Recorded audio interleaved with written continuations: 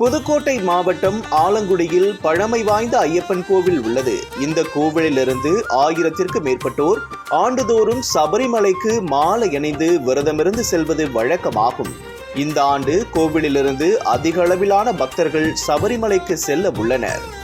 ஆலங்குடி ஐயப்பன் கோவில் மண்டல பூஜை விழா தொடங்கி நடைபெற்று வரும் நிலையில் இக்கோவிலின் முக்கிய விழாவான இன்று மார்கழி 1ஆம் தேதி காப்பு கட்டுதல் திருவிழாவை முன்னிட்டு அதிகாலையில் கணபதி ஹோமமும் பூர்ணாகுதியும் கொடியேற்று நிகழ்ச்சி மற்றும் சுவாமி ஐயப்பனுக்கு காப்பு கட்டுதல் நிகழ்ச்சியும் வெகு விமர்சையாக நடைபெற்றது.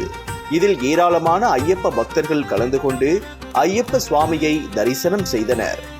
இன்று மாலை சுவாமி உற்சவர் உலா காட்சிகள் நடைபெறவுள்ள நிலையில் தொடர்ந்து மார்கழி மாதம் 11ஆம் தேதி வரை காலை மற்றும் மாலை வேளைகளில் இந்த ஆலங்குடி ஐயப்பன் கோவிலில் சிறப்பு பூஜைகள், ஐயப்பனுக்கு ஊஞ்சல் தாலாட்டு போன்ற முக்கிய நிகழ்வுகள் நடைபெற இருக்கிறது. சுவாமியே சரணம் ஐயப்பா.